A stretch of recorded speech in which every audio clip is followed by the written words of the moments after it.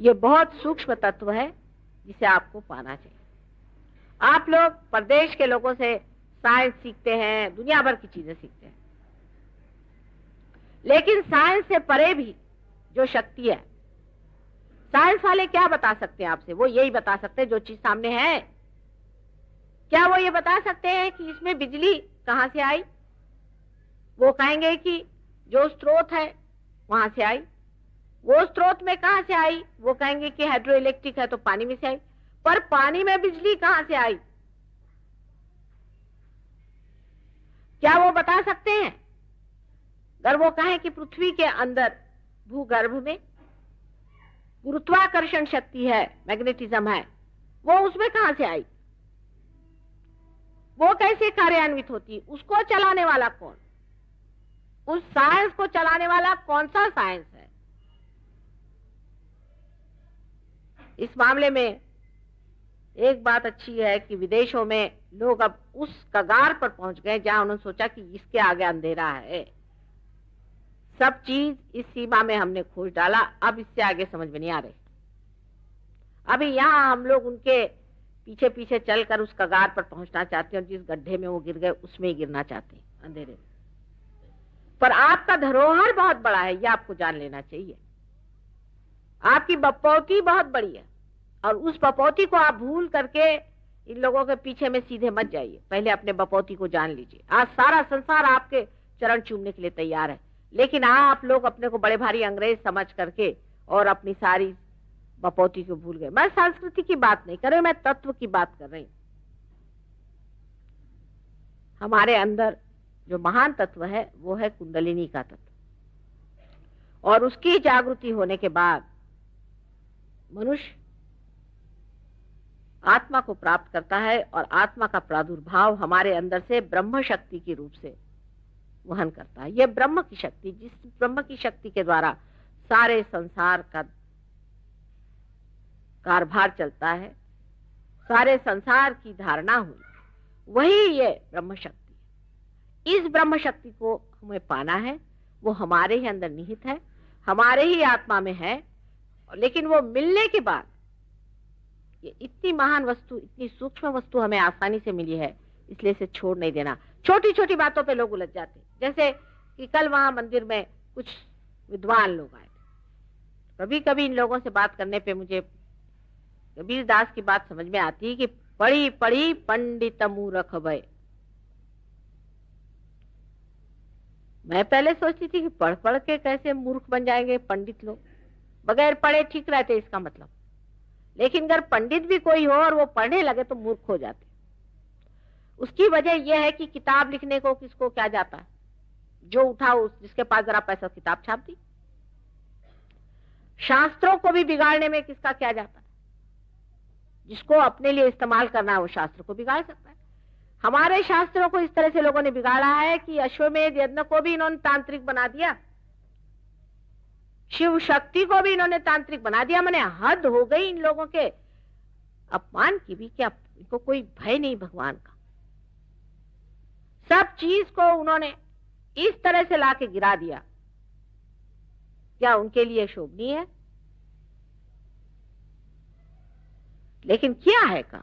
और आपके ध्यान में भी नहीं ये बात आती कि इन्होंने इस तरह की बातें फैलाई हुई हैं। मैं जर्मनी गई तो वहां लोग मुझे पूछने लगे कि आपका हिंदू धर्म है क्या? सब यही तो है। मैंने कहा क्या? तो उन्होंने सारा तांत्रिक बताना शुरू किया। मैंने कहा क्या करते हो, तुमने कहां पढ़ा? कल हमने हजारों किताबें हिंदू धर्म पढ़ी, उसमें सब यही लिखा हो। अरे मैंने कहा तुमने तो धर्म फिर जाना ही नहीं, हिंदू धर्म क्या है। हम लोग तो जानते भी नहीं कि सब चीजें है क्या, ना हम कुछ पढ़ते, हमारे दिमाग में भी नहीं आता। इन लोगों की दृष्टि गंदी है तो दृष्टि गंदी चीज पे पड़ती। हम लोग नेपाल गए थे, कभी हमने कोई गंदी चीज वहां देखी नहीं पूरी समय। मेरी लड़कियां भी थी, पति भी थे, सब कुछ थे, कभी कोई दिखाई नहीं दिया कोई गंदा काम यहाँ पे है, कुछ है, दिखाई नहीं दिया हमको। उसके बाद दूसरे बार गए तो हमारे एक शिष्य थे वहां स्विट्जरलैंड के, तो उन्होंने कहा माँ यहाँ तो भरा पड़ा है। मैंने कहा कहाँ भाई, मुझे तो कुछ दिखाई नहीं दिया। तो देखा क्या कि जापान के बहुत से लोग आए हुए थे, बड़े बड़े जूम लेंस लगा करके। मैंने कहा ये क्या देख रहे? पहले वो ऐसी जो गंदी गंदी चित्र लगे हुए हैं उनको वो फोटो ले रहे हैं। मैंने कहा अच्छा, उसलिए वहां से जूम लेंस लेकर के यहाँ पहुंचे। इनकी दृष्टि ही गंदी है। मैंने कहा ये लोग तो बिल्कुल जो है बाथरूम इनकी संस्कृति है, इनको कोई तमीज ही नहीं है। इनकी दृष्टि इतनी गंदी कि यही देखने के लिए आए यहाँ पर, और उनको कुछ देखने को नहीं, यही फोटो खींच रहे। और बेचारे कलाकार भी क्या करते, उनको राजा महाराजा इतने ज्यादा विषयी लोग थे कि उन्होंने उनको कहा कि नहीं मंदिरों को पर ऐसे ही बनाओ। और उसका कारण नेपाल में तो यह दिया कि अगर ऐसे बनाओगे तो जो देवी है, जो कि विष्णु माया है, जो कि दामिनी स्वरूप है, जिसे कहिए कि बिजली स्वरूप है, वो इस पर नहीं गरजेगी, इसलिए तुम ऐसी बनाओ। वो वहां जाएगी ही नहीं, कोई भी देवी नहीं जाएगी, कोई भी देवता नहीं जाएंगे, वो प्राण प्रतिष्ठा ही नहीं हो सकती, वहां जाने का सवाल क्या था। इसी तरह के सब मंदिरों में तमाशे बना के रखे, यहां तक कि साक्षात जो पुरी में साक्षात उनके पास भी ऐसे ही गंदे सब लगा के रखे। वहां से भगवान उठने जाएंगे तो क्या इतनी गंदगी वहां करके रखी हुई, ऐसे गंदे गंदे वहां पर चित्र बना के रखे। क्या परमात्मा को सब गंदी बातें अच्छी लगती है? और क्योंकि हिंदू धर्म में कोई भी रुकावट नहीं किसी चीज की, चाहे जो कर लो, जैसा भी चाहे आप व्यवहार करो परमात्मा के साथ और उनके मूर्तियों के साथ, कोई कुछ कहने वाला नहीं। इसीलिए शायद बाद में सबने कहा बाबा मूर्ति पूजा मत करो। ये सारी मूर्तियां पृथ्वी के अंदर से स्वयंभू हैं और हैं साक्षात। लंदन में भी मैंने देखा कि इंग्लैंड की कुछ जगह में ऐसे पत्थर निकल आए हैं जिनसे वाइब्रेशंस आते हैं, जिससे चैतन्य लहरियां आती हैं। हर देश में है, लेकिन अपने देश में दृष्टा बहुत थे, जानकार बहुत थे, उन्होंने पहचाना और उस पे मंदिर खड़े किए और उसको माना, और ये स्वयंभू लिंग है या ये स्वयंभू गणेश हैं, ये सब इसको समझा। लेकिन बगैर पार हुए आप कैसे समझ सकेंगे कौन सा स्वयंभू है कौन सा नहीं? अपने यहाँ हर मंदिर में प्राण प्रतिष्ठा होती। मतलब क्या? प्राण प्रतिष्ठा का मतलब क्या? माने उसमें चैतन्य की लहरियां उसमें से आनी चाहिए। हर मंदिर के मूर्ति को जागृत किया जाता है। वो सिर्फ कोई बिरला ही होता है, क्योंकि जिसके पास में इसका अधिकार होता है वही कर सकता है, और वो अधिकार उसी को होता है जो पार हो। जो पार नहीं है वो नहीं कर सकता उसे। इसीलिए उन्हीं को ब्राह्मण माना जाता था जिन्होंने ब्रह्म को जाना है। जिसने ब्रह्म को नहीं जाना है, ये ब्रह्म जो हाथ से बह रहा है यही ब्रह्म है, इस ब्रह्म को जानने वाला ही उसकी प्राण प्रतिष्ठा कर सकता है। इस प्रकार अपने देश में भी अत्यंत अंधता है। मैं तो सोचती थी कि मंदिरों में जाओ तो लोग भक्ति से भरे हुए हैं, और भक्ति वाले लोग परमात्मा को जल्दी पाते हैं, क्योंकि वो अपनी बुद्धि को नहीं लगाते ज्यादा, जरूरत से ज्यादा। पर जो बड़े बुद्धिवादी होते हैं, बड़े क्लिष्ट होते हैं, बड़े क्लिष्ट लोग होते हैं, अपने ही इसमें उलझे रहते हैं। वो हर चीज का अर्थ लगाने पे बैठे रहते हैं और बाल की खाल उतारते रहते हैं। पर मैंने मंदिरों में भी देखा कि ऐसे लोग आके जम गए, वो भी बैठ करके वहां वाद विवाद कर रहे हैं, और वो भी बैठ करके इस पे चर्चा करें। अरे इस पे चर्चा क्या करोगे? कोई चर्चा करने से अगर आप एक फूल में से फल निकाल सकते तो दिखा दो। जीवंत चीज की क्या चर्चा कर रहे हो? ये अगर किसी से पूछा जाए तो उनका अहंकार जागृत होगा। वाह, मैंने गीता पढ़ी है, मैंने फलाना पढ़ा है, फलाना पढ़ा है। पढ़ने से क्या होगा? अगर पढ़ने से आप एक बीज में से अंकुर निकाल दें, पढ़ने से सिर्फ एक ही जानना है कि आपको पार होना है। ये घटना घटित होनी चाहिए, पढ़ने से यही जानना चाहिए। इस मामले में आपसे परदेसी लोग अच्छे, वो समझ गए कि हमको तो बगैर पार हुए कोई मार्ग नहीं, बाकी सब व्यर्थ है। वो सब गुरुओं के पास जाते, इधर जाते, टक्करे खाते हैं, ढूंढते हैं, और असलियत नहीं मिली तो छोड़ देते हैं। सावित्री तुम उधर बैठ जाओ तो अच्छा, पीछे कोई लोग नहीं देख सकते, कोने में बैठो। Give a chair there, they can't see me. बीच में ही कुर्सी रख देते हो तुम लोग भी। हाँ, तो मानव जाति को, परम को अगर पाना है तो उसको सोचना चाहिए कि परम ही को पाइए, और परम को पाने के लिए आप बिल्कुल तैयार हैं, इसमें कोई शक नहीं। और आप पाइएगा भी जल्दी से, मैं जानती हूं, मैंने कहा था। लेकिन अगर आपको मैं 1000 पाउंड दे दूं और आपको पता नहीं पाउंड क्या चीज है, तो आप उसे उठा फेंक दीजिएगा। और ये जो बहुमूल्य चीज भी मैं आपको दूंगी उसकी भी आप परवाह नहीं करने वाले, क्योंकि एक तो आसानी से मिली, जैसे हमारी आजादी आसानी से मिली है, तो उसकी जो आपने हालत खराब करी हुई है, वैसे आपको आसानी से ये भी मिल जाती है आजादी। ये भी बड़ी भारी आजादी है, आत्मा की आजादी आपको मिल गई। सबसे बड़ी आजादी तो यही है, क्योंकि यही मोक्ष है। सब चीजों से छुटकारा हो जाता है, अहंकार मन बुद्धि आदि सबसे छुटकारा होकर आप आत्मा स्वरूप हो जाते हैं। पर ये जो बीच का काल है, इसमें जमना पड़ता है और इसको आदमी चूक जाता है। इसके लिए नितांत श्रद्धा की जरूरत है कि हमारे अंदर का ठंडक हवा आई है, तो ये तो आ नहीं सकती थी। यानी कुंडलिनी का जागरण भी आप देख सकते हैं, उसका स्पंदन देख सकते हैं, उसका चढ़ना भी देख सकते हैं, वो तो सब होता ही है। आपको नम्र भाव से अपनी कुंडलिनी जागृत कर लेना चाहिए, और ये क्या चीज है इसे समझ लेना चाहिए, और उस शक्ति का उपयोग कैसा करना चाहिए वो समझ लेना चाहिए, और उसको कैसे बढ़ाना देना चाहिए वो समझ लेना चाहिए। ऐसे ऐसे भी लोग मैंने देखे हैं कि जिनको मैंने 8 या 7 साल पहले जागृति दी थी, उन्होंने 10-10 हजार लोगों को जागृति दे के पार कराया। गांव के गांव निर्व्यसनी कर दिए, मुक्त कर दिए सारे रोगों से। एक आध ऐसे भी लोग हमारे यहाँ, उन्होंने 1 से 3 कर लिए, तीनों ने मिलकर के, ऐसे भी लोग मैंने देखे। पर इधर दिल्ली की तरफ नहीं है, वो महाराष्ट्र में है। दिल्ली की तरफ लोगों की दृष्टि जरा अभी कुछ मेरे ख्याल से बार बार इस देश के आक्रमण होने की वजह से, चाहे जो हो, गहरी नहीं उतरती। और जब भी गहरे में उतरते हैं तो पढ़ लिख करके बेकार जाते हैं। भक्ति में उतरते हैं तो उसमें पगला जाते हैं। थोड़ी सी गहराई चाहिए, क्योंकि बहुत बड़ी चीज आप मांग रहे हैं, उसको संजोने के लिए आपके अंदर गहराई चाहिए। अगर आप इस गहराई से इसे लें तो थोड़ी देर में आपका जो पूर्व पुण्य का सुकृत है उसे आप छूटते हैं, पर उसमें समय लगता है। पहले आप जागरूक हो जाते हैं, समझ लीजिए कि ये माँ की कृपा। अब आप भी अपने ऊपर कृपा कीजिए, मैं कहती हूँ। थोड़ी अपने ऊपर कृपा करके अपनी बुद्धि और अपना पागलपन एक तरफ रख के इसमें गहराई में उतरिए। आप वाकई में पुण्यवान हैं, नहीं तो आप इस देश में पैदा ही नहीं होते। पहली चीज, आप चाहे कुछ भी कर रहे हैं, ये जान लीजिए कि आप भारतीय हैं तो बहुत पुण्यवान हैं और समझदार हैं। समझदारी में आपका कोई सानी नहीं। पर सब समझदारी अगर आप जिसको अति समझदारी कहते हैं उस तरह से लगाएं तो आप अपने ही पीछे हाथ धोकर लग जाइएगा।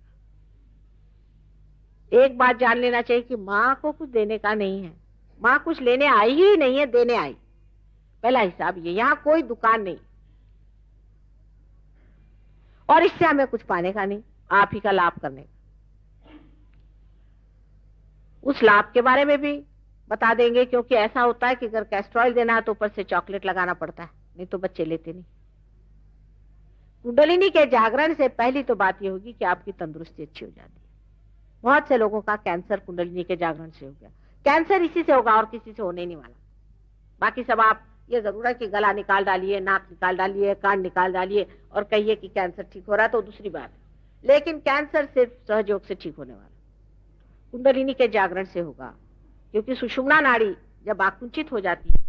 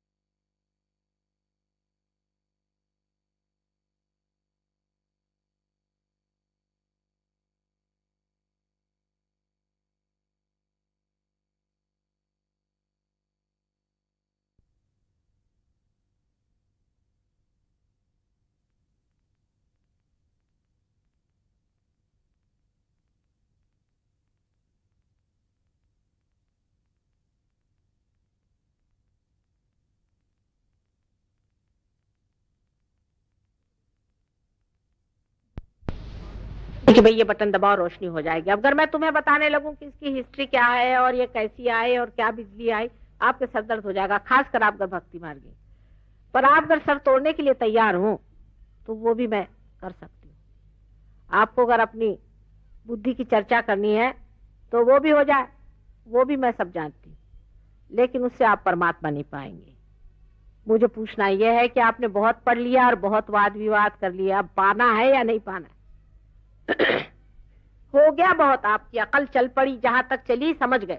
अब अपना स्वार्थ सोचो, माने स्व का अर्थ सोचो, इसके पीछे जाना है या नहीं, पहले इसको तय कर ले। सारे जो बड़े बड़े विद्वान और पंडित है,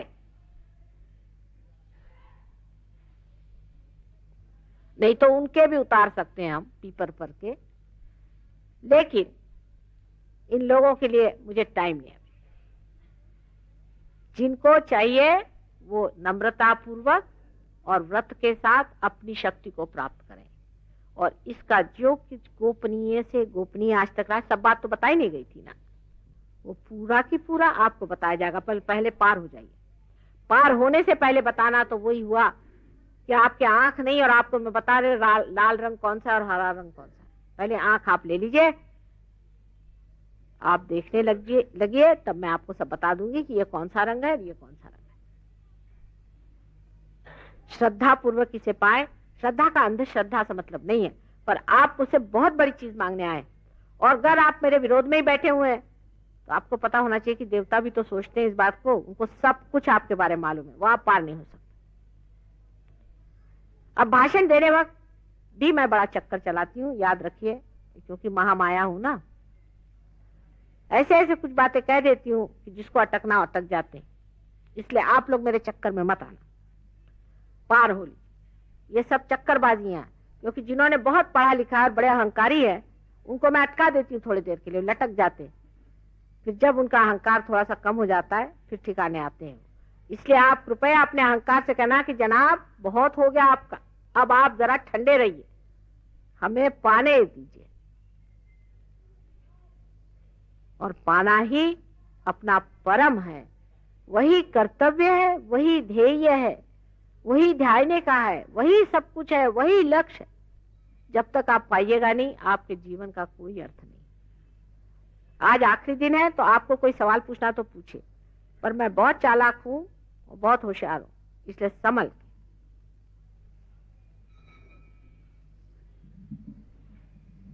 पूछ लीजिए, 5 मिनट और। हाँ पूछे पूछे